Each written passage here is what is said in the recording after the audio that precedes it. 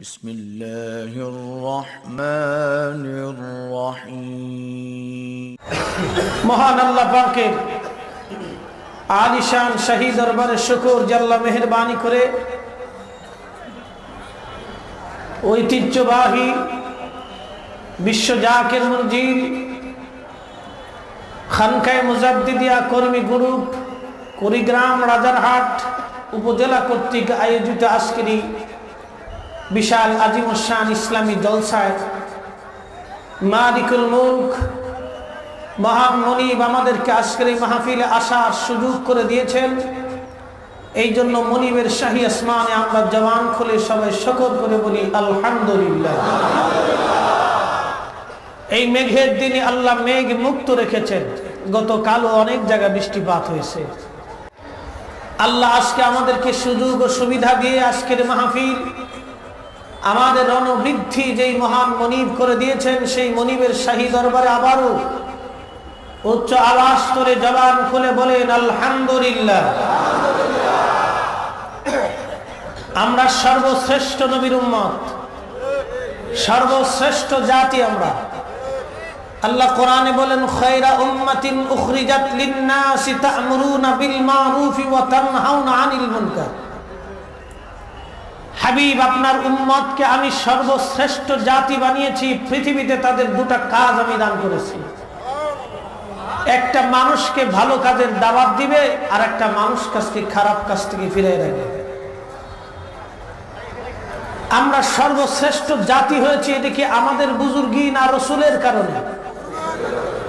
আওয়াজ দিবেন বুঝে থাকলে। আমরা সর্বশ্রেষ্ঠ জাতি হয়েছি যে আমাদের বুজুর্গি না আল্লাহর হাবিবের কারণে। আমরা জীবনে নামাজ পড়ব 5 ওয়াক্ত, কিন্তু সওয়াব মিলবে 50 ওয়াক্তে। এটা কি আমাদের বুজুর্গি না রসুলের কারণে? আমরা হায়াত পাবো কম, নেকিও হবে কম, কিন্তু বেহেশত যাব সবার আগে। এটা কি আমাদের বুজুর্গি না রসুলের কারণে? সমস্ত নবী আলাইহিস সালাম যে নবীর উম্মত হওয়ার বাসনা করেছিলেন, ঈসা আলাইহিস সালাতু ওয়াস সালাম ব্যতীত আল্লাহ কারো দরখাস্ত মঞ্জুর করেন নাই। সেই মনিব আমাদেরকে বিনা চাওয়ার বিনা দরখাস্তে সেই নবীর উম্মত হওয়ার সুযোগ করে দিয়েছেন। সেই মনিবের শাহী আসমানে আবার জবান খুলে চিৎকার মেরে বলেন আলহামদুলিল্লাহ।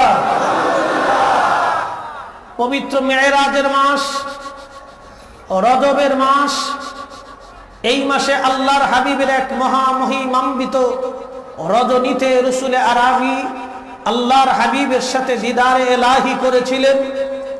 বিনা বাক্যে বিনা শর্তে আহলে সুন্নাত ওয়াল জামাতের আকীদা, আল্লাহর নবী সরাসরি সশরীরে দিদারে এলাহি করেছিলেন, মেরাজ করেছিলেন, উরুস করেছিলেন, ইসরা করেছিলেন।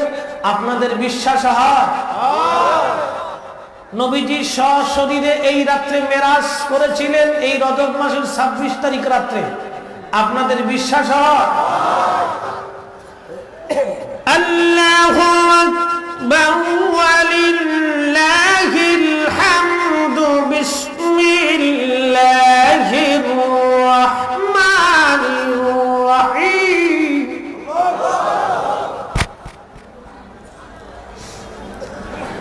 মিল্লাতা আবিকুম ইব্রাহিম হুয়া সাম্মাকুমুল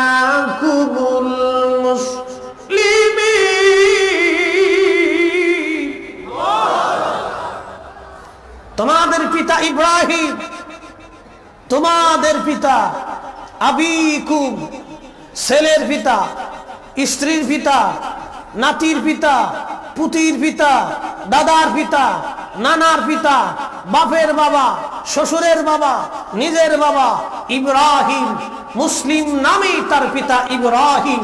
চিৎকার মেরে বলা যাবে আল্লাহু আকবার। আমরা পীরের বাপ ডাকি, অনেকেই বলে তোমরা কয়জন রে বাপ ডাকো? এখন আমি তোমাকে প্রশ্ন করলাম, আবিকুমের ব্যাখ্যা করে দাও। যদি ইব্রাহিম আলাইহিস সালাতু ওয়াস সালাম সবার বাবা হয়, তাহলে ইব্রাহিম কি অরিজিনাল বাবা না রুহানি বাবা? কথা বলতে হবে আরো জোরে। আচ্ছা, তো একজন শায়েখ বা একজন মুর্শিদ বা একজন উস্তাদুল মুহতারাম, একজন পীর মাশায়েখ, তিনি আমাদের রুহানি বাবা। কথা বলেন না কেন, ঠিক না? তাহলে আবিকুমের ব্যাখ্যা করো, আবিকুম দিয়ে আল্লাহ কি বুঝাইলেন, সবার কি উদ্দেশ্য করলেন? ইসলামিক টেলিভিশন যে সময় ছিল, এক ভদ্রলোক ইসলামিক টেলিভিশনে তাফসীর করতেছে।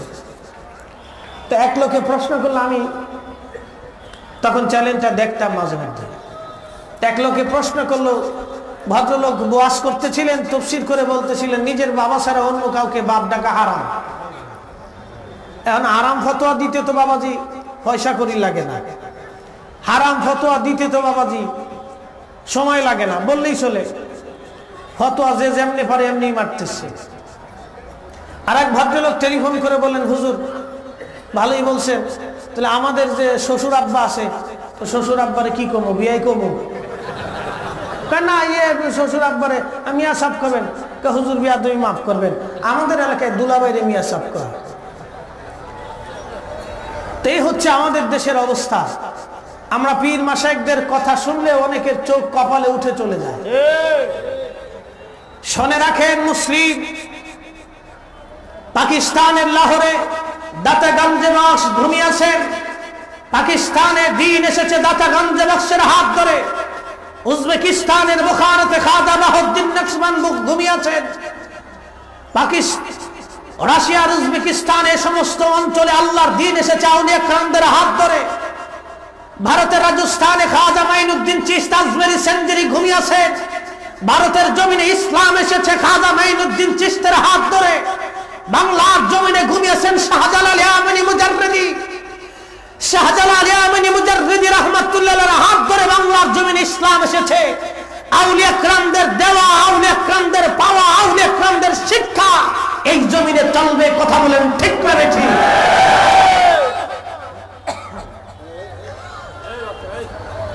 মুসলিম ভাইরা ভালো করে কথাগুলি শুনবেন। আউলিয়া কেরামের কথা শুনলে, বায়াতের কথা শুনলে অনেকের নাক শুধু শিটকায়, অশান্তি লাগে, শরীরে চুলকানি লাগে। আমি আপনাদের খেদমতে দু চারটি কথা বলবো, আল্লাহ তৌফিক দিক। সবাই দোয়া করে বলেন আমিন। প্রিয় মুসলমান ভাইরা, আল্লাহর হাবিব রসুল আরবি হুজুরপুর নূর আকা মাওলা তাজদারে মদিনা পবিত্র জীবন থেকে আমি আপনাদেরকে দু চারটি কথা শোনাবো।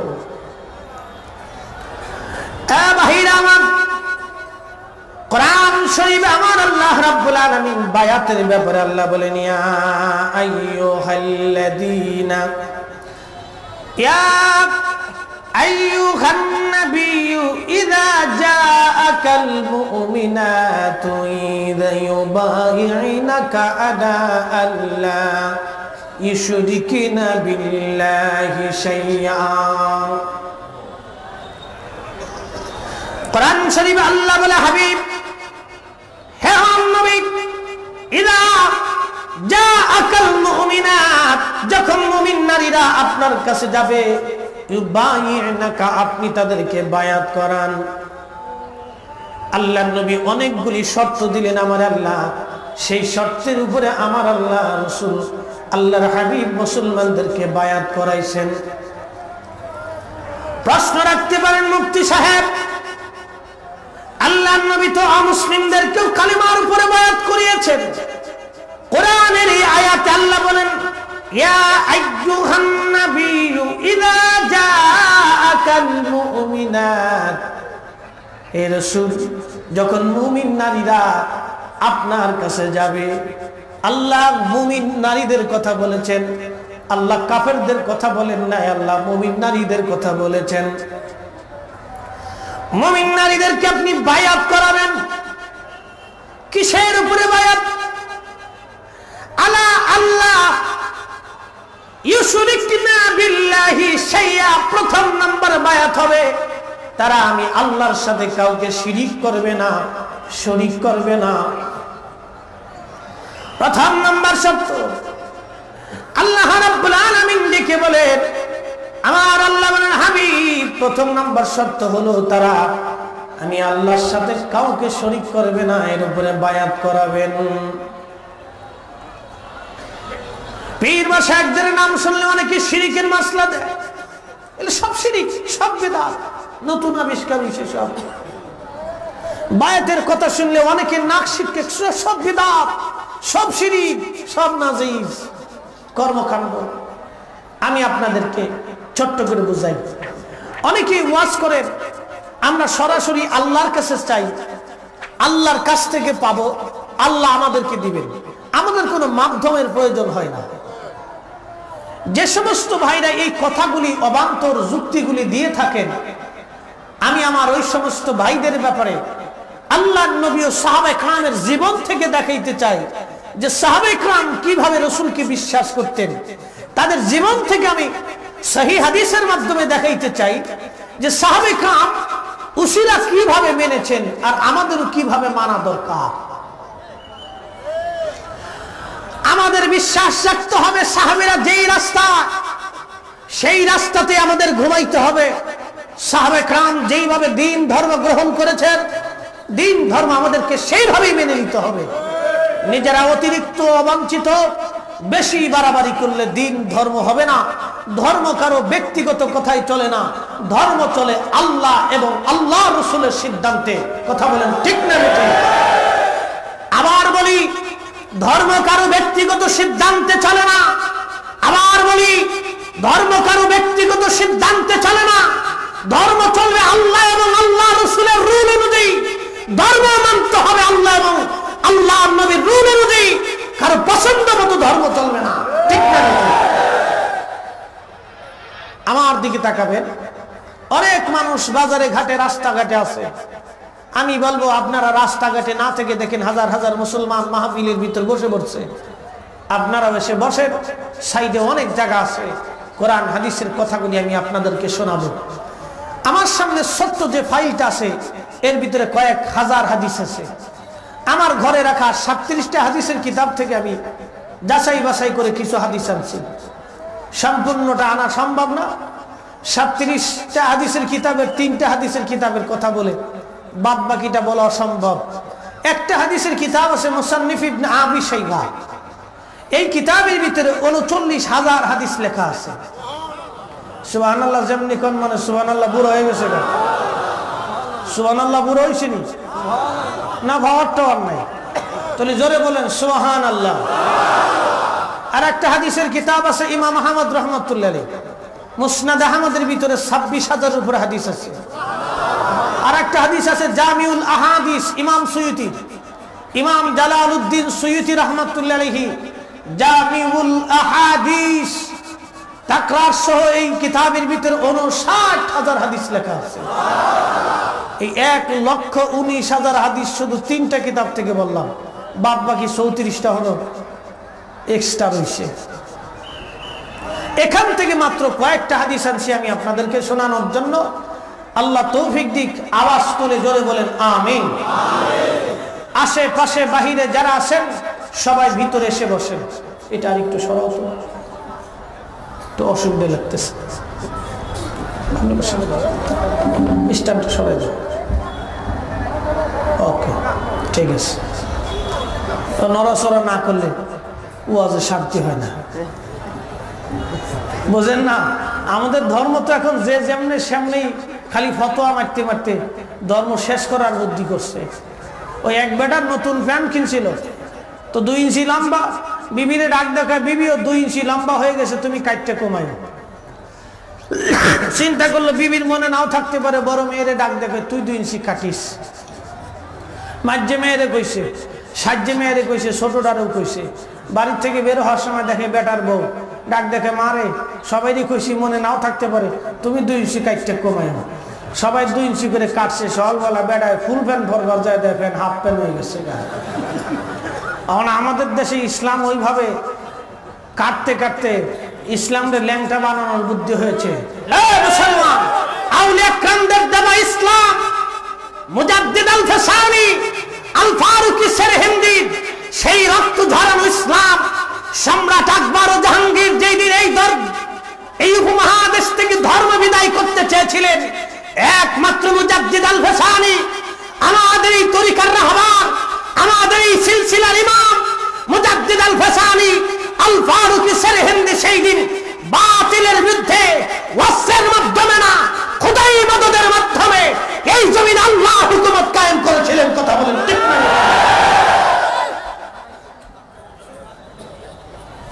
আউলিয়া کرامদের অবদানকে যারা ভুলে যাবে, শুনুন, নিজের পিতাকে যেই সন্তান পিতার অবদান ভুলে যায়, সেই সন্তান যেমন পিতৃ পরিচয়হীন, আউলিয়া کرامের অবদানকে যারা ভুলে যাবে তারা ওই রকম। দুনিয়ার ভিতরে আউলিয়া کرامদের অবদান ভুলে যাওয়ার কারণে, অস্বীকার করার কারণে তারাও হবে না ফরমান। কারণ ধর্ম কোন নদী দিয়ে ভেসে আসে নাই, ইসলাম নদী দিয়ে ভেসে আসে নাই, ইসলাম কেউ মাথায় করে আনে নাই। ইসলাম আউলিয়া کرامদের হাত ধরে রক্তের বিনিময়ে, ত্যাগের বিনিময়ে, আউলিয়া کرامদের খুদাই মদত প্রদর্শনের মাধ্যমে এই জমিনে ধর্ম এসেছিল, ইসলাম এসেছিল। অতএব আউলিয়া کرامদের বিরুদ্ধে কেউ যদি আঙ্গুল তুলে কথা বলার সাহস করে, শুনে রাখুন, টুনে টুমরো তাদের আঙ্গুল কিন্তু বাঁকা হয়ে যাবে। কথা বলেন ঠিক না? সাহাবে کرامের জীবন থেকে বুঝবো। আল্লাহ হাবিবকে আল্লাহ শিক্ষা দিলেন, হাবিব আপনি নারীদেরকে বায়াত করাবেন, শর্ত হলো আলা আল্লাহ ইউশরিকনা বিল্লাহি শাইয়া, তারা যেন আমি আল্লাহর সঙ্গে কাউকে শরীক না করে এই শর্তে বায়াত করাবেন। পীরের নাম শুনলে অনেকেই শিরকের মাসালা মানে বলে থাকে, তোমরা আল্লাহর কাছে না চেয়ে বাবার কাছে চাও কেন? তোমরা আল্লাহর কাছে না চেয়ে বাবার কাছে কি জন্য চাও? আমি ছোট্ট করে আপনাদেরকে সমাধান দিয়ে দিব, বুঝে থাকলে বলবেন। একটা ছেলে রাস্তা দিয়ে হেঁটে যাওয়ার সময় পুকুরের মধ্যে পড়ে, ছেলেটা হাবুডুবু খাচ্ছে। ওই ছেলেটিকে বাঁচানোর জন্য এলাকার একটা ছেলের নাম আব্দুল্লাহ, লোকটা মধ্যবয়স্ক লোকটা পুকুরের মধ্যে ঝাঁপিয়ে পড়লেন। ঝাঁপিয়ে পড়ে ওই ছোট্ট 5 বছরের ছেলেটাকে পানি থেকে উঠাইয়া বাঁচাইলেন। এবার লোকেরা এসে বলল, এই আব্দুল্লাহ না থাকলে ছেলেটা মারা যাইতো। আব্দুল্লাহ আজকে পানির ভিতরে উঠাইছে বিদায় ছেলেটা বেঁচে গেছে। আজকে আব্দুল্লাহ ছেলেটাকে বাঁচাই দিল। আরেকজন এসে বলে, আল্লাহ ছেলেটাকে বাঁচাই দিয়েছে, কোনটা সঠিক বলেন? হ্যাঁ, আমি জানি আপনারা আল্লাহটা বলবেন, দোনোটাই সঠিক। এই আব্দুল্লাহ 5 বছরের ছেলেটাকে পানির ভিতর থেকে তুলে আনছে, ছেলেটা সাঁতার জানে না। আব্দুল্লাহ যে ছেলেটাকে উঠে আনছে, এটা তো বাস্তব। কি কথা বলেন না কেন? একজন এসে বলল আব্দুল্লাহ ছেলেটাকে বাঁচাইছে, এটাও সঠিক। আরেকজন এসে বলল আল্লাহ বাঁচাইছে, এটাও সঠিক। বলে হুজুর দুইটা সঠিক হবে কেমনে? আমি তার ছোট্ট ব্যাখ্যা দিচ্ছি। আল্লাহ হলো প্রকৃত হায়াতের মালিক। আল্লাহ হলো ওই আব্দুল্লাহকে আল্লাহ শক্তি দিছে, ওই আব্দুল্লাহকে আল্লাহ ওইখানে পাঠাইছে, তুমি তারে বাঁচাও। আব্দুল্লাহ নিজ হাত দিয়ে উঠাই নিয়ে আসছে। তাহলে প্রকৃত বাঁচানোর মালিক হলো আল্লাহ। আর শরীয়তের দৃষ্টিকোণ থেকে আব্দুল্লাহ ছেলেটাকে পানির থেকে উঠাই নিয়ে আসলো, আব্দুল্লাহ তাকে বাঁচায় আনলো, পানির থেকে হেফাজত করলো। তা আব্দুল্লাহ হলো সাধারণ বাঁচানো বলা, অর্থাৎ আল্লাহ তাকে ক্ষমতা শক্তি দিচ্ছেন বিদায় আব্দুল্লাহ থেকে বাঁচাই নিয়ে আসছেন। কিন্তু প্রকৃত বাঁচানোর মালিক আল্লাহ। কেউ যদি আইসা বলে আল্লাহ তারে বাঁচাইছে, এটাও যেমন সত্য। কেউ যদি আইসা বলে যে আব্দুল্লাহ তারে পানির থেকে উঠে আনছে বিদায় বাঁচছে, এটাও সত্য। মালিক আল্লাহ, কিন্তু উসিলা হলো আব্দুল্লাহ। কথা বলেন ঠিক না? উসিলাকে জোরে বলেন, উসিলাকে। এই সহজ কথা যদি আপনারা বুঝেন, তাহলে এবার বলেন, মানুষ বিপদে আপদে মুসিবতে সুখে দুঃখে আর ব্যবসা বাণিজ্যে ঘর সংসারে সর্ব বিষয়ে আমার হুজুর কেবলা জানের রুহানি সন্তানগণ হুজুর কেবলা জানের কদম থেকে তারা সিদ্ধান্ত অন্ত নালিশ দিত। ছেলের বিবাহে, মেয়ের বিবাহে, ব্যবসা বাণিজ্যে, বিদেশ যাত্রা, চাকরি বাকরিতে, অফিস আদালতে, মামলা মোকদ্দমায়, কঠিন অসুখে বিসুখে জাকেররা হুজুর কেবলা জানের খেদমতে যে বলতো, হুজুর আমার এই রোগ হয়েছে, হুজুর একটা সমস্যার সমাধান দিয়ে দিতেন, আল্লাহ তার মুশকিল আসান করতেন। এটাকে যারা শিরিকের ব্যাখ্যা দিয়ে বাবার কাছে চাওয়াটাকে শিরিক মনে করে থাকে, তবে বাংলাদেশের কোন মাদ্রাসায় আজকে থেকে কুরবানির চামড়া উঠাইতে পারবে না, ফেতরার টাকা উঠাইতে পারবে না, ভিক্ষা উঠাইতে পারবে না। কথা বলেন ঠিক না ঠিক? বলে কারণ কি? হেক্টর টাকার কুরবানির চাঁদা দেওয়ার সময় চেয়ারম্যান মেম্বারের কাছে যায় বলতেছে, মেম্বার সাহেব দয়া করে চামড়াটা আমাদেরকে দিয়ে। কেন? একটা চামড়ার জন্য 300 টাকা চামড়ার জন্য মেম্বার সাহেবের কাছে দয়া চাও। দয়ার মালিক কে? জোরে বলেন না কেন? বুঝলে বলবেন, না বুঝলে চুপ করে থাকবেন। দয়ার মালিক কে? আরো জোরে বলেন কে? তো আপনি দয়া করার কে? কিন্তু আপনাকে আল্লাহ দয়া করার অনুমোদন দিয়েছেন।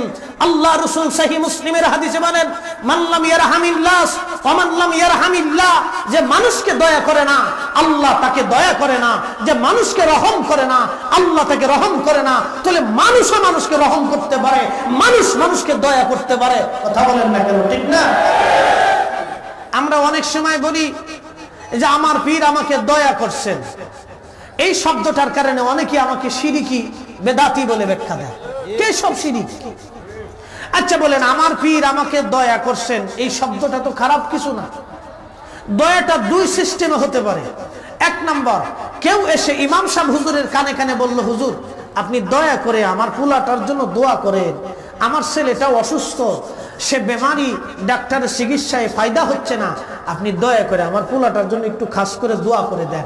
আচ্ছা, ইমাম সাহেবের কাছে মুসল্লি আইয়া দয়া চাইলো, দোয়া চাইলো, তাহলে এই মুসল্লি আইয়া শিরিক করছে, ইমাম সাহেব শিরিক করছে। কথা কম না কম? খালি আটটুসির বেলায় গেলে শিরিক আর বেদাতের ফতোয়া হয় কেন? তার মানে উঠান নাচতে না জানলে উঠান বাঁকা, আটটুসির দিকে তাকাইলে অনেকের সহ্য হয় না। বাবা শুনুন, আমরা বিশ্ব জাকের মঞ্জিল কারো দুশ্মন না, আমরা আপনাদের ভাই, আপনারা আমাদের ভাই। তবে শুনে রাখেন, আমরা মিলেমিশে দিন ও ধর্মের খেদমত করতে চাই।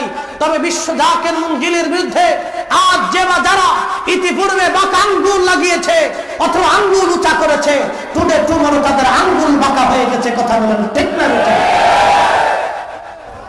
হাজিরিন, আসেন সাহাবে কেরামের জীবন থেকে আমরা দেখি সাহাবে কেরাম রাসূলকে কিভাবে বিশ্বাস করতেন। আমি কয়েকটা হাদিস থেকে আমি আপনাদেরকে শোনাবো। সাহাবে কেরামের জীবন থেকে আমি কিছু কথা আপনাদেরকে শোনাবো, যে সাহাবে কেরাম রাসূলের রওজা মুবারকে গেছেন কিনা, অথবা সাহাবে কেরাম উসিলা ধরছেন কিনা, এটা আমাদের জানাটা খুব জরুরি, অত্যন্ত প্রয়োজন। একসাথে বলেন আল্লাহু আকবার। বুখারী শরীফের 3710 নম্বর হাদিস, মিশরি ছাপা যদি থাকে খুলুন, বের করুন।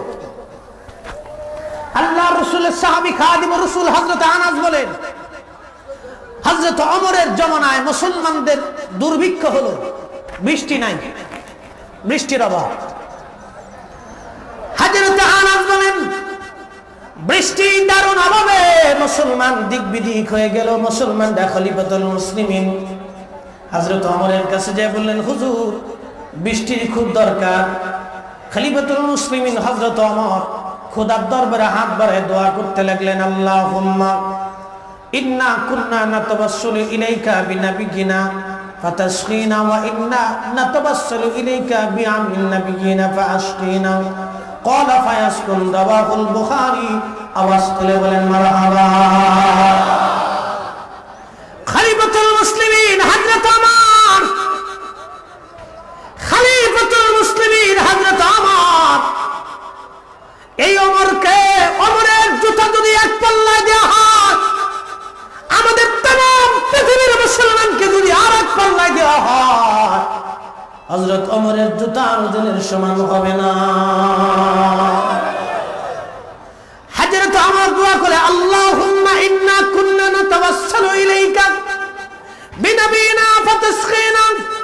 হে রব্বুল ইজ্জত, তোমার হাবিবের উসিলা ধরে দোয়া করতাম, তুমি আসমান থেকে আমাদের জন্য বৃষ্টি পাঠাইতা। তোমার হাবিবের উসিলা ধরে দোয়া করতাম, আল্লাহ তুমি আসমান থেকে আমাদের জন্য বৃষ্টি পাঠাইতা। হে রব্বুল আলামিন। হযরত ওমর দেখে বলেন, হে আল্লাহ, তোমার হাবিবের চাচার উসিলা ধরলাম, তুমি খোদার আকাশ থেকে বৃষ্টি দাও। রাবি বলেন, বৃষ্টি আসা শুরু হয়ে গেল, বৃষ্টি নামা শুরু হয়ে গেল। বাজান, আমি আপনাদেরকে আরো একটা চমৎকার ঘটনা আমি শোনাবো। না কষ্ট হচ্ছে আপনাদের? ইমাম বুখারী বুখারী বুখারী দ্বারা করে। অনেকে বলে থাকে বুখারীতে আসেনি, বুখারীতে আসেনি। আমি তাদেরকে বলি, এ ভাই, বুখারীর জীবনী শুনবা? আল্লামা ইমাম যাহাবী রাহমাতুল্লাহি আলাইহি বিশ্ববিখ্যাত মুহাদ্দিস ছিলেন, রিজাল শাস্ত্রবিদ ছিলেন। রাসূলের হাদিসের বাগানে এমন কোন হাদিস নাই যে হাদিসের সনদ নিয়ে উনি গবেষণা না করেছেন। তেনার নাম ইমাম যাহাবী রাহমাতুল্লাহি আলাইহি, বিশ্ববিখ্যাত এই হাদিস বিশারদ, পৃথিবীর শ্রেষ্ঠতম রিজালবিদ, রিজাল শাস্ত্রবিদ, সনদ বিশারদ আল্লামা ইমাম যাহাবীর দুইটা কিতাব, আসিয়ারু আলামিন নুবালা আর একটা কিতাবের নাম তারিখুল ইসলামী। দুইটা কিতাবের ভিতরে বিশুদ্ধ সনদে একটা ঘটনা তিনি লিপিবদ্ধ করেছেন। কোন কিচ্ছা কাহিনী বানোয়াট কোন গল্পের জন্য আমরা এখানে আসি নাই। আমরা কোরআন হাদিস ছাড়া কোনো বক্তব্য পেশ করি না। আমাদের বক্তব্য হবে কোরআন হাদিস অনুযায়ী।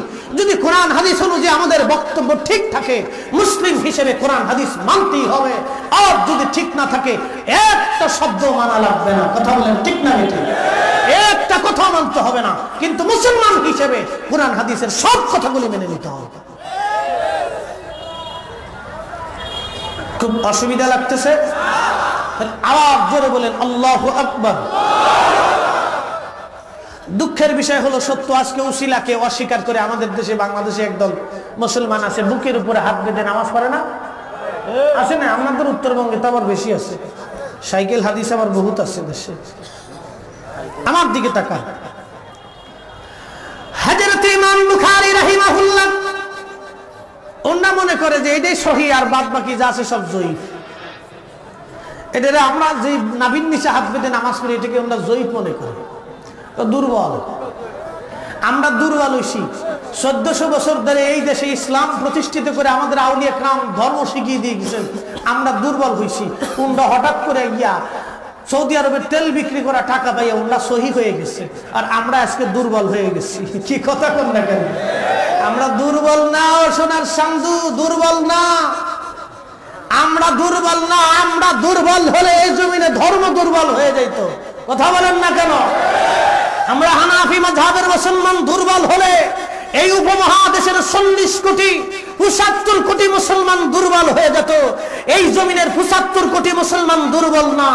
আমরা হানাফি মাযহাবের কেউ দুর্বল না। আমাদেরটাই বরং সহি সহি হক হক হক। কথা বলেন ঠিক না বেঠিক? حدثنا واقع عن موسى بن عمير الخمة بن وائل بن حجر عن أبيه قال رأيت رسول الله صلى الله عليه وسلم يدع يمينه على الشمال في الصلاة تحت الزرة। মুসান্নিফ ইবনে আবি শাইবা 3950 নম্বর হাদিস। আল্লাহ রাসূল আরবি হুজুর নূর সাল্লাল্লাহু আলাইহি সাল্লামের সাহাবী হযরত ওয়াইল ইবনে হাজার বলেন, হযরত হুজর রাদিয়াল্লাহু আনহু বলতেছেন, ইবনে হাজার, আমি রাসূলকে নামাজ পড়তে দেখেছি। আল্লাহর নবী ডান হাত বাম হাতের কবজির উপর রেখে ফিস সালাতি তাহতা সুররা, আল্লাহর নবী নাভির নিচে হাত ছেড়ে দিতেন। ইমাম মুসলিম বাহলবী আদিল্লাতে হানাফি হাদিসকে সহিহ বলেছেন। আল্লাহ মাহমুদ তাইয়্যিব মাদানী মুসলমান তাওয়ালিউল আনওয়ারের ভিতর হাদিসকে সহিহ বলেছেন। ইমাম সিন্দি শরহে তিরমিজির ভিতর হাদিসকে সহিহ বলেছেন। ইমাম নিমভি আসারুস সুনান হাদিসকে সহিহ বলেছেন। হযরত দুনিয়ার সমস্ত উলামায়ে کرام এই হাদিসকে সহিহ বলেছেন, এই হাদিসকে সহিহ বলেছেন। অতএব আমরা হানাফিরা সহিহ, আমরা হানাফিরা সহিহ, আমরা হানাফিরা সহিহ। কথা বলেন ঠিক না বেঠিক? ধর্ম শিখাইতে হইছে আমাদেরকে। খুব কষ্ট হচ্ছে, বোঝা যায়। কিছু সময় চলবে। আওয়াজ তুলে একসাথে বলেন আল্লাহু আকবার। কোরআন হাদিসের বাহিরে কোনো কথা বলবো না, সব কোরআন হাদিস থেকে বলবো। মুসলিম হিসেবে মেনে যেতেই হবে, মেনে যেতেই হবে। কথা বলেন ঠিক না বেঠিক? হাজিরিন লক্ষ্য করুন, ইমাম বুখারীর মাজার উজবেকিস্তানের বুখারাতে। বুখারা 3 মাইল দূরে একটা শহরের নাম হচ্ছে সমরখন্দ। একাধারে সমরখন্দে 3 বছর কোনো বৃষ্টিপাত নাই। আচ্ছা বলেন, উত্তরবঙ্গে যদি একাধারে 3 বছর বৃষ্টিপাত না হয়, উত্তরবঙ্গের জমিন বালুময় হয়ে যাবে, কোনো গাছ বাঁচবে না, ফসল হবে না, গাছে ফল হবে না, উত্তরবঙ্গে দুর্ভিক্ষ লাগবে। পুরা বাংলাদেশে যদি 3 বছর একাধারে বৃষ্টিপাত না হয়, তিস্তার নদী তো খুঁজেই পাবেন না, যমুনার নদী আতাই হইতেন না, পদ্মার নদী আর মেঘনার নদী হাঁটু জলে পরিণত হবে। কথা বলেন ঠিক না? তাহলে রিজিকের মালিক কে? একসাথে বলবেন কে? আরো জোরে বলেন কে? আরো জোরে বলেন কে? তাকওয়া আল্লাহ, আল্লাহর উপরে মুসলমানদের ভরসা রাখতে হবে। মালিক আল্লাহ, মালিক আল্লাহ। আল্লাহ বৃষ্টিপাত না দিলে পৃথিবীর কেউ রিজিক দিতে পারে না। এ মুসলমান, ইমাম বুখারী রাহমাতুল্লাহ আলাইহি জামানা ওনার ইন্তেকালের বহু বছর পরে ঘটনাটা বলতেছি। সমরখন্দে একাধারে 3 বছর কোনো বৃষ্টিপাত নাই। 3 বছর বৃষ্টিপাত না হওয়ার কারণে সমরখন্দে অভাব লেগে গেল। গাছ তরুলতা পাতাগুলি মরে যেতে লাগলো, ফসল আদি হয় না, দুর্ভিক্ষ লেগে গেল, ঘরে ঘরে কান্না শুরু হয়ে গেল। এমন পর্যায়ে ওই শহরের একজন আল্লাহর কুতুব ছিলেন, আল্লাহর ওলি ছিলেন, ইমাম জাহাবি লেখেন, আল্লাহর কুতুব রাত্রিবেলা ঘুমিয়ে আছেন। স্বপ্নের মধ্যে দেখেন তারা সবাই সমস্ত মুসলমানকে নিয়ে তারা ইমাম বুখারীর মাজার শরীফে গেল। ইমাম বুখারীর মাজার শরীফে যে ইমাম বুখারীর মাজার শরীফ ঘিরে ধরে তারা দোয়া করতে লাগলেন। আর দোয়া করতে করতে খোদার আকাশ থেকে বৃষ্টি নাজিল শুরু হয়ে গেল। সমস্ত মুসলমানরা লক্ষ্য করলেন রাত্রিবেলা হযরত আল্লাহর ওলি স্বপ্ন দেখলেন। স্বপ্ন দেখার পরে আল্লাহর ওলি শহরের যিনি কাজী ছিলেন, শহরের বিচারপতি, আগের অনেক বড় আলেম ওলামা বিচারপতি ছিল, আলেমরা বিচার করত, এখন জাহেলরা বিচার করে। আগের সমাজে আলেম ওলামা বিচার করত, কথা বলেন ঠিক না বেঠে? শহরের যিনি বড় কাজী, অনেক বড় আলেম, আল্লাহর কুতুব চলে গেলেন আলেমের দরবারে, যে বললেন হুজুর আপনি শহরের বিচারপতি, আমি নগণ্য একজন মাত্র মানুষ, রাত্রিবেলা স্বপ্ন দেখেছি সমস্ত মুসলমান নিয়ে ইমাম বুখারীর মাজার জিয়ারত করলাম, জিয়ারত করে দোয়া করছি, খোদার আসমান থেকে রহমতের বৃষ্টি ধারা নাজিল হয়েছে। এখন আপনি যদি অনুমোদন দেন, ফতোয়া দেন, তাহলে আমি সমস্ত সমরখন্দের মুসলমান নিয়ে ইমাম বুখারীর মাজার জিয়ারত করে খোদার দরবারে আরজি জানাইতে পারি। সমস্ত মুসলমান কাজী ফতোয়া দিলেন, যান, দেরি করবেন না, বৃষ্টির অভাবে সমরখন্দে দুর্ভিক্ষ লেগে গেছে, আপনি যান মুসলমান নিয়ে ইমাম বুখারীর মাজারে। আমি ফরিদপুরের সন্তান, আমি ফরিদপুরের সন্তান। আমাদের দেশের ভাষায় একটা কথা আছে, ঠেলাই বললে বিলাই গাব গাছে উঠে, ঠেলাই বললে বিলাই গাব গাছে যায়। কঠিন মুসিবত না আসা পর্যন্ত মুসলমান আউলিয়া কিরামদের দ্বারস্থ হয় না, আউলিয়া কিরামের খেদমতে যায় না। মুসলমানদেরকে নিয়ে চলে গেলেন তিনি ইমাম বুখারীর মাজার ঘিরে ধরে দাঁড়াইয়া জিয়ারত করতে লাগলেন। জিয়ারত শেষ করে আল্লাহর ওলি সমস্ত মুসলমান নিয়ে খোদার শাহী দরবারে ভিক্ষার হাত উঠিয়ে কান্নাকাটি শুরু করে দিলেন। মুসলমানরা যখন কান্না করে, খোদার আকাশে মেঘ জমে গেল। দোয়া করতে করতে আল্লাহর আকাশ থেকে বৃষ্টি নাজিল শুরু হয়ে গেল। একসাথে জোরে বলেন আল্লাহু আকবার, আরো জোরে বলেন আল্লাহু আকবার। আউলিয়া কিরামের দুনিয়া আখিরাতে চিন্তার কোনো কারণ নাই। কে বলেছে? আরো জোরে বলেন কে বলেছে? আল্লাহ কোরআনে বলেন, আলা ইন্না আউলিয়া আল্লাহি লা খাউফুন আলাইহিম ওয়ালা হুম ইয়াহজানুন। আউলিয়া কিরামের দুনিয়া আখিরাতে চিন্তার কোনো কারণ নাই, তারা ভয় পাবে না, গমগীন হবে না, চিন্তিত হবে না। কিন্তু দুঃখের বিষয়, আমাদের দেশের মুসলমানরা আউলিয়া কিরাম তো দূরের কথা, আল্লাহর নবীর ইজ্জতের চাদর নিয়েও তারা টানাটানি শুরু করে দিয়েছে। নবীর বেলায় কথা বলতে দিয়ে আমাদের দেশের মুসলমান বলতেছে কি জানেননি, নবীরই তো খবর থাকবে না, নবী তো চিন্তিত থাকবে, আর পীর মাশায়েখদের তো কোনো খবরই নাই। এই অন্ধ, তুই কোরআনের কি পড়েছিস? কোরআনের কি বুঝেছিস? খালি কোরআন শরীফ হাতে নিয়ে খালি আমরা কোরআন থেকে বলতেছি, কোরআন থেকে বলতেছি, আমরা কোরআন থেকে বলতেছি। মনে করছো কোরআন খালি তোমরাই পড়ো, আমরা কোরআন পড়ি না। আমরা ঘোড়ার ঘাস কেটে আলেম হয়েছি, কোরআন আমাদের আখেরের দিন আর পড়ছে না। কোরআন থেকে বলতেছি, কোরআন থেকে বলতেছি। যেখানে আউলিয়া কিরামদের ব্যাপারে আল্লাহর সিদ্ধান্ত, আমার ওলি যারা দুনিয়া আখিরাতে তারা কসমিন কেন চিন্তিত হবে না, সেখানে আল্লাহ রাসূলের ফয়সালা হলো আল্লাহ নবী যার ব্যাপারে সুপারিশ করবে সে আল্লাহ জান্নাতি। রাসূল যুগের কথা আওয়াজ করে বলেন আল্লাহ। কোরআনের সিদ্ধান্ত শুনুন, আল্লাহ কি সিদ্ধান্ত দিয়েছে। অনেক পীর মাশায়েখদেরকে ওয়াজ করতে দেখি, কিয়ামতের ময়দানে আল্লাহর নবী খুব চিন্তিত থাকবে। চার স্থানে, প্রথম নাম্বার নবীজির ডান হাতে আমলনামা যাবে না বাম হাতে আমলনামা যাবে, আল্লাহর নবী খুব চিন্তায় থাকবে। দুই নম্বর, আল্লাহর নবী কিয়ামতের ময়দানে নেকির পাল্লা ভারী হবে না গুনার পাল্লা ভারী হবে, আল্লাহর নবী খুব চিন্তায় থাকবে। নাউজুবিল্লাহ। আসতে বললেন কেন? জোরে বলেন, একসাথে বলেন নাউজুবিল্লাহ। নবীর ব্যাপারে যদি কোনো আলেমের সিদ্ধান্ত দেয়, কোন পীর এই সিদ্ধান্ত দেয়, শুনে রাখবেন ওই আলেম ওই পীর 1000 বার তালাক দিন, 1,00,000 বার তালাক দিলাম, নবীর ইজ্জতের ব্যাপারে আমি আমার বাবাকেও ছাড়তে রাজি না। কথা বলেন ঠিক না বেঠিক? নবী কিয়ামতের ময়দানে চিন্তিত থাকবে আর আমরা খুব লাফাইতেছি। কত বড় মাননীয় নবীর উম্মত, চিন্তা করতে পারছেন? একসাথে জোরে বলেন আল্লাহু আকবার। আল্লাহু আকবার ওয়ালিল্লাহিল হামদু। বিসমিল্লাহির রাহমানির রাহিম।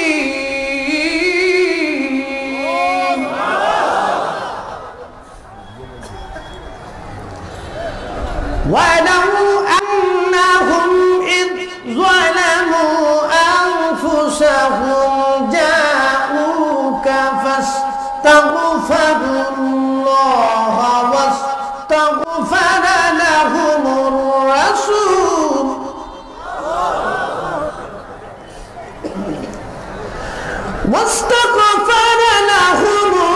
الرسول لوجدوا الله توابا رحيما। কথাগুলি কার?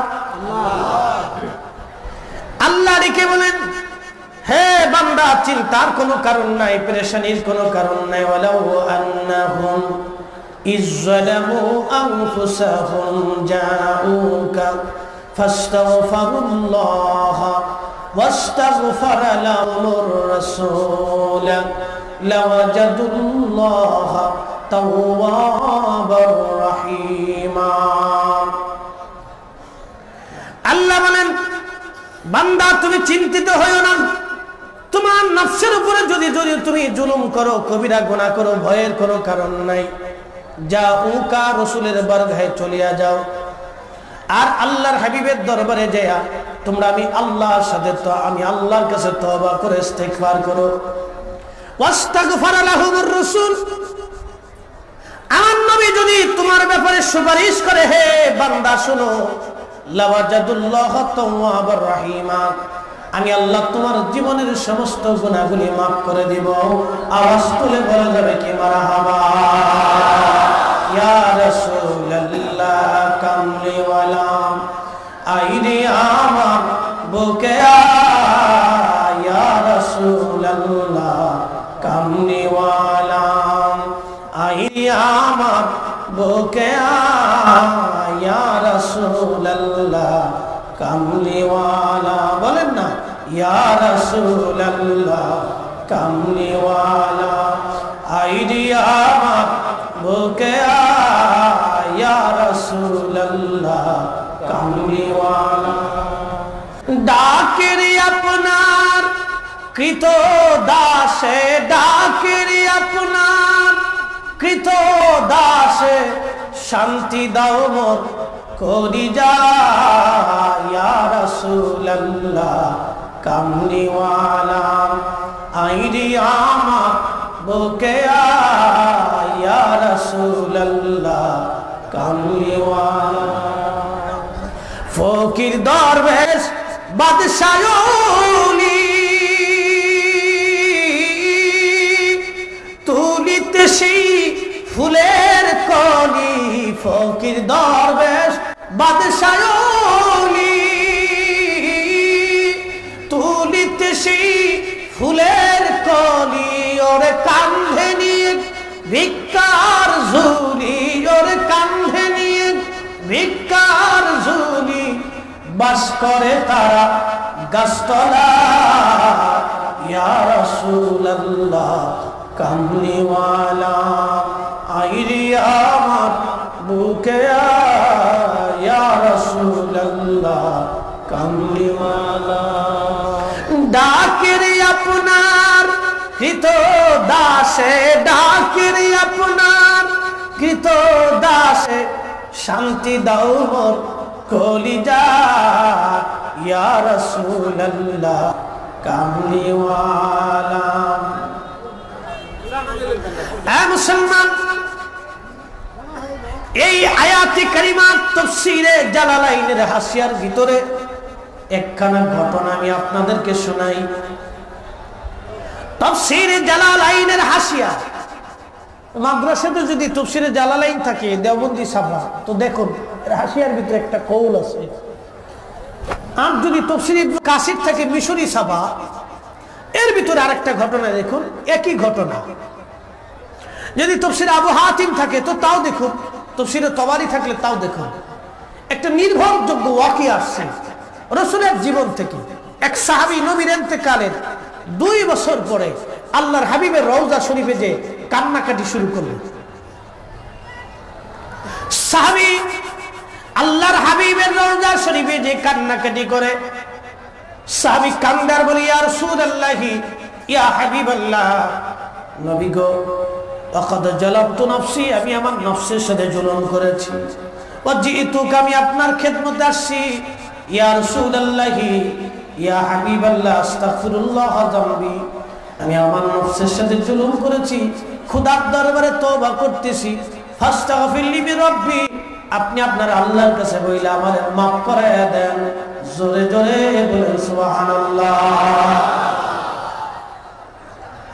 আল্লাহর নবী সাহাবী নবীর ইন্তেকালের 2 বছর পর আল্লাহর হাবিবের রওজা শরীফে যে কান্না করে, ইয়া রাসূলুল্লাহি ইয়া হাবিবাল্লাহ, নবী গো আমি আমার নফসের সাথে জুলুম করে ফেলেছি, কবিরা গুনাহ করছি। ওগো নবীজি, আপনি রাসূলের বারগাহে আসছেন, আমি শুনছি আপনার উপরে কোরআনের আয়াত নাজিল হয়েছে, যে ব্যক্তি গুনাহ করবে আপনি নবীর বারগাহে আসবে, আপনি নবী তার পক্ষে সুপারিশ করবেন, আল্লাহ তাকে ক্ষমা করে দিবে। ইয়া রাসূলুল্লাহ, আমি আসছি, আপনি আপনার আল্লাহর কাছে বইলে আমারে মাফ করায় দেন। কিতাবের মধ্যে আছে ওই সাহাবী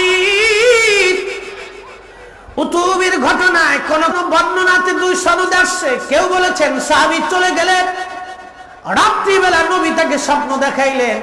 আবার কেউ বলেছেন অনুদিয়া মিন কবরিহি, রাসূলের রওজা মোবারক থেকে আওয়াজ আসলো ওয়াকাদ গফারা লাক, উম্মতরে যাও যাও তোমার জীবনের গুনাহ মাফ হয়ে গেছে।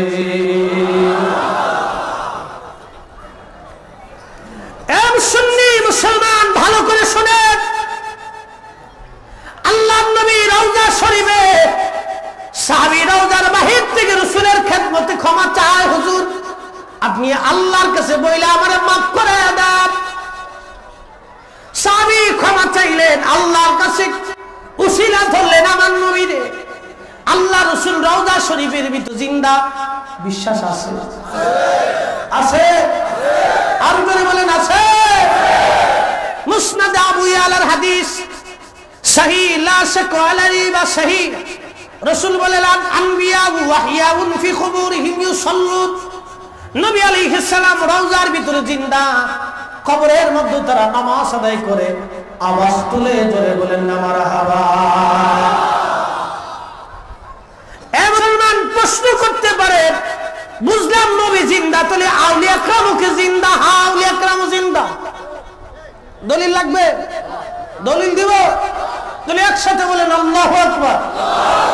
দলিল দিচ্ছি, তিরমিজি শরীফের 2890 নম্বর হাদিস, মিশরি ছাপা। এই আমার দিকে তাকান, আউলিয়া কেরাম রওজা শরীফে জিন্দা, তার বাস্তব প্রমাণ দিচ্ছি। কারো ঘরে যদি কোরআন শরীফ থাকে, কোরআনের তাফসীরে মাজহারি শরীফ যদি থাকে, তাহলে মাজহারি শরীফ খুলেন, তাফসীরে মাজহারি সূরা আল মুলকের তাফসীর আপনি খোলেন, সূরা আল মুলকের তাফসীরের ভিতরে একটা হাদিস আসছে সূরা মুলকের ফজিলত সম্পর্কে। আমাদের দেশের মহিলারা রাত্রিবেলা স্টার জলসার জি বাংলা ওজি কালাম দেখে এরপরে ঘুমায়। কি কথা বলেন না কেন, ঠিক না? এরা স্টার জলসা জি বাংলার মুরিদ হইছে, এরা স্টার জলসা জি বাংলার মুরিদ হইছে। মা বোনদের দৃষ্টি আকর্ষণ করি, যে সময় স্টার জলসার জি বাংলা দেখবে এই সময় কোরআন শরীফ খুলে সূরা মুলক তেলাওয়াত করুন। আল্লাহর কসম, আল্লাহর কসম, আল্লাহর কসম, এই সূরা মুলক আমার আপনার কবরের আযাবের অ্যান্টিবায়োটিক ওষুধ হয়ে যাবে। আওয়াজ তুলে বলা যাবে আল্লাহু আকবার। তাবারক তো আছে, খোদা লাগায়ে খান, সুবিধা হবে। আর আমি মুর্দা মুসলমানের সামনে ওয়াজ করতে পারি না। আর অভ্যাস 10 মিনিট ওয়াজ করব, 10 মিনিটই জিন্দা থাকতে হবে। ও জিমেন্না মুসলমান আমি পছন্দ করি না। এই জন্য হুজুর বলতেন, বাবা শত শত মুর্দা দেল মাটির উপরে, তাহার চাইতে অধিক ভালো যদিও কবরে। এই যদিও কবরে অধিক ভালো, তার হাদিস থেকে বাস্তব প্রমাণ নিয়ে যান, তার বাস্তব প্রমাণ নিয়ে যান। রাসূলের সাহাবী হযরত ইবনে আব্বাস রাদিয়াল্লাহু আনহুমা বলেন, নবীর সাথে এক সফর থেকে আমরা আসতেছিলাম। এমন সময় আল্লাহর নবীর একজন সাহাবী তিনি একটা জায়গা তাঁবু গাড়লেন। তিনি জানতেন না ওইখানে কোনো কবর আছে, তিনি জানতেন না এখানে কোনো সাহাবীর কবর আছে। তিনি ওইখানে বিশ্রাম করলেন, তাঁবু গাড়লেন, কবরের উপরে বিছনা করে ফেললেন, কবরের উপরেই তিনি শুয়ে পড়লেন। মুসলমানের কবর দেখলে পছন্দ হয় না, তাই না? কবর দেখলে খালি শিরক আর বেদাতের মাসলা তালাশ করো। হযরত ইবনে আব্বাস বলেন, আল্লাহর নবীর সাহাবী কবরের উপরে বিছনা করে ফেললেন, তিনি শুয়ে পড়লেন। শুয়ে পড়ার পরে তিনি লক্ষ্য করলেন, ফাইদা ফিহি ইনসানুন ইয়াকরাউ সূরা মুলক তাবারাকাল্লাযী বিয়াদিহিল মুলক হাত্তা খাতামাহা। ইবনে আব্বাস বলেন, সাহাবী লক্ষ্য করলেন কবরের ভিতর থেকে একজন মানুষ কোরআন শরীফ তেলাওয়াত করে। একবার আওয়াজ তুলে তুলে বলা যাবে কি সুবহানাল্লাহ। কোথায় পড়ে? জোরে বলেন, জোরে বলেন, কোন জায়গা? এই আমার ফাইলের ভিতরে হাদিস আছে, পড়তে গেলে সময় লাগবে, এই জন্য মুক্তাসার বলে দিয়ে যাচ্ছি। কবরের ভিতরে তিনি কোরআন শরীফ পড়তেছিলেন। কোরআন শরীফ পড়েন কবরের ভিতরে। সাহাবী লক্ষ্য করলেন কবরের ভিতর থেকে একজন কোরআন শরীফ পড়তেছে। ফাতান নবী সাল্লাল্লাহু আলাইহি ওয়াসাল্লাম ফাকালা ইয়া রাসূলুল্লাহ ইন্নী জরাবতু খিবাই আলা কবরিন ওয়া আনা লা হাসিবু আন্নাহু কবরুন ফাইদা ফীহি ইনসানুন ইয়াকরাউ সূরা তাবারাকাল মুলক হাত্তা খাতামাহা। সাহাবী রাসূলের দরবারে এসে বলতেছে, হুজুর আমি জানতাম না ওখানে কোন কবর আছে, কিন্তু আমি কবরের উপর বিছনা করলাম, শুয়ে পড়লাম, কবরের ভিতর থেকে ফাইদা ফীহি ইনসানুন ইয়াকরাউ সূরা তাবারাকাল্লাযী বিয়াদিহিল মুলক হাত্তা খাতামাহা। লক্ষ্য করলাম কবরের ভিতরে একজন মানুষ সূরা মুলক তেলাওয়াত করতেছে, আমি কবরের উপর থেকে সেটা শুনতে পাচ্ছি। আওয়াজ তুলে বলা যাবে আল্লাহু আকবার। আরো জোরে বলেন আল্লাহু আকবার। নবীর একজন সাহাবী কবরের ভিতরে কোরআন শরীফ যদি পড়তে পারে, এ মুসলমান আজকে এই মজলিস থেকে মুসলিম হলে জবাব দিয়ে যাবেন, আমার নবী রওজা শরীফে জিন্দা আছে না নাই?